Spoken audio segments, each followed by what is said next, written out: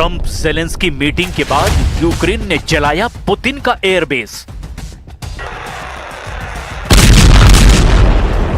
Florida meeting flop होने के बाद यूक्रेन ने उड़ा डाला रूस का ड्रोन बेस।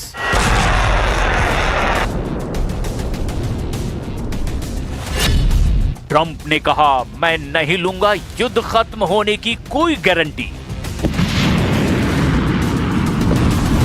युद्ध खत्म नहीं हो रहा, इसकी गारंटी यूक्रेन ने दे दी है।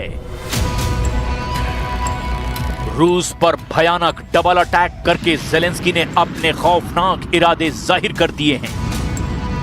ज़ेलेंस्की ने सुपर पावर और पुतिन का मैक्सिमम प्रेशर न मानने का ऐलान किया है।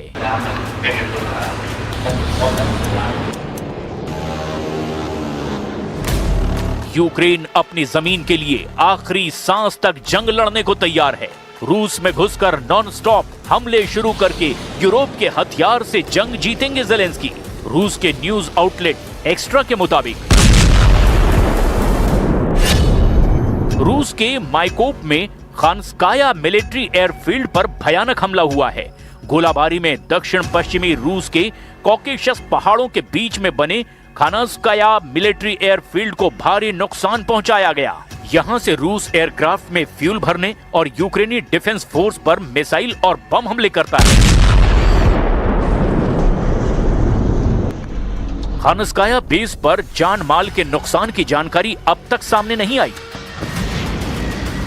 मगर 26 दिसंबर को यूक्रेन ने मारियुपोल में जो हमला किया, उसके नए अपडेट ने पुतिन का खून खौला दिया है।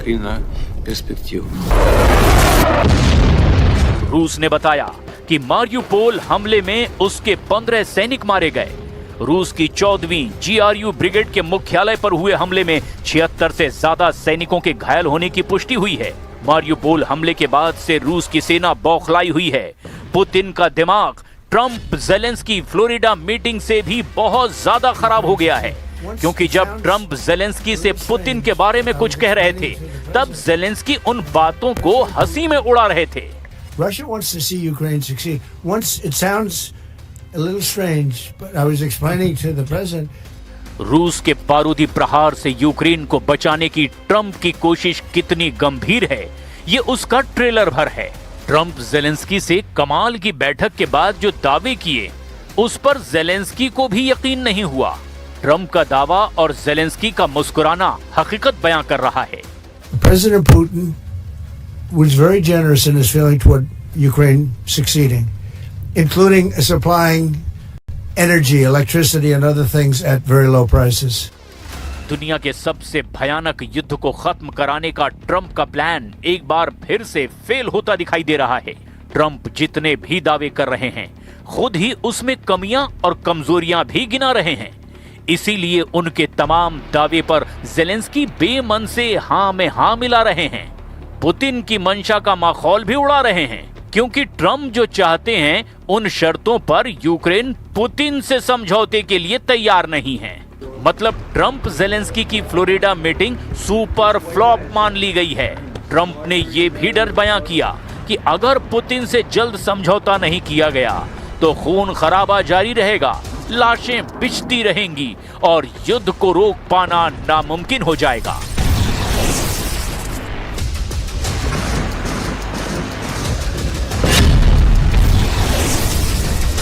I know you sound an optimistic note here, but what happens in a few weeks if things sputter?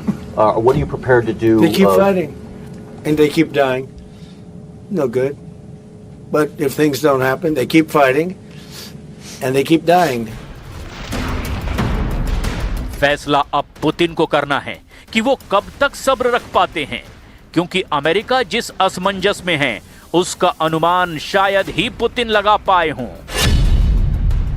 Trump ने दावा किया कि ज़ेलेंस्की और पुतिन ने समझौते की 95% शर्तें मान ली है। ट्रंप ने दावा किया कि ज़ेलेंस्की से मीटिंग और पुतिन से फोन पर बात करके उन्होंने युद्ध समझौते को फाइनल स्टेज पर लाने की तैयारी कर ली है। तब फिर फ्लोरिडा के मारे लागो में ट्रंप ज़ेलेंस्की की मीटिंग फुस क्यों साबित हुई? ये सस्पेंस प्रेसिडेंट ट्रंप ने खुद बनाया है। उन्होंने रूस यूक्रेन समझौते के सबसे अहम कड़ी माने जा रहे डॉनबास रीजन पर गोलमोल बातें की है। ट्रंप से जब साफ साफ डॉनबास को लेकर सवाल पूछे गए, तब उन्होंने जो कुछ कहा वो किसी के गले नहीं उतर रहा। Have you agreed on the so-called free trade zone on Donbass? How to separate the sites? How to make the separation line? Who will be responsible? The word agreed is too strong. I would say not agreed, but we're getting closer to an agreement on that, and that's a big issue. Certainly, that's one of the big issues. Donbas पर Putin किसी भी तरह की रियायत देने के लिए तैयार नहीं है। पुतिन को हर कीमत पर डॉनबास चाहिए, क्योंकि इसे बफर जोन बनाकर वो क्राइमिया तक सेफ रूट बनाना चाहते हैं।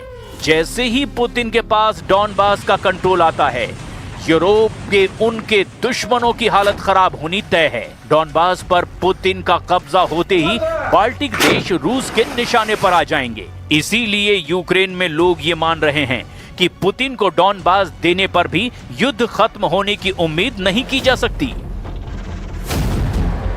Переговори потрібно і домовлятися, розмовляти потрібно, особливо з нашими партнерами. Але чи змінить одна зустріч хід війни? На жаль, ні. Ми бачимо свого ворога, ми знаємо, що його розмови не зупиняють. Зупиняє тільки сила, і цю силу на зараз надають саме наші військові. Тому ці розмови навряд чи зможуть зупинити. ज़ेलेंस्की के सामने मजबूरी है कि वो चाहकर भी सरेंडर नहीं कर सकते, क्योंकि ऐसा करना उनके खुद के लिए खतरा पैदा कर सकता है। मोर्चों पर चल रही लड़ाई बता रही है कि यूक्रेन की सेना सरेंडर करने के मूड में नहीं है, और यही यूक्रेन की जनता भी चाहती है। ऐसा कुछ पोल रिजल्ट भी दावा कर रहे हैं। यूक्रेन में किए गए एक पोल में 75% लोगों ने कहा कि डॉनबास रूस को नहीं देना चाहिए। Kyiv international institute of sociology के इस पोल में ज्यादातर लोगों ने कहा कि सुरक्षा की गारंटी पर ध्यान दिया जाना चाहिए। 63% लोगों ने कहा कि जब तक युद्ध मुमकिन है लड़ते रहना चाहिए। हालांकि दूसरा सच ये भी है कि यूक्रेन को लड़ने के लिए सैनिक नहीं मिल रहे हैं। ज़ेलेंस्की का युद्ध बहुत ही मुश्किल दौर से गुजर रहा है, इसमें कोई शक नहीं। साथ में उन पर अमेरिका का भी दबाव है, क्योंकि ट्रंप चाहते हैं कि ज़ेलेंस्की डॉनबास पुतिन के हवाले कर दें। लेकिन ज़ेलेंस्की की सेना ने पूरा दम लगा दिया है। रूस में भी यूक्रेन के ड्रोन अटैक बढ़ते जा रहे हैं। ऐसे में कोई शक नहीं कि दिसंबर 2025 के आखिरी दिन बहुत खतरनाक होने जा रहे हैं। यूक्रेन और रूस के बीच नहीं, बल्कि पुतिन और नेटो के बीच तनाव बढ़ता जा रहा है। यही वजह है कि ट्रंप भी घबराए हुए हैं, क्योंकि ना ज़ेलेंस्की झुक रहे हैं, ना पुतिन नरम पड़ रहे हैं। ऐसे में नए साल से पहले पुतिन ने महाविनाश के हथियारों का इस्तेमाल शुरू कर दिया तो तीसरा विश्व युद्ध शुरू हो सकता है, जिसका नतीजा कई मुल्कों की तबाही के बाद ही निकलेगा।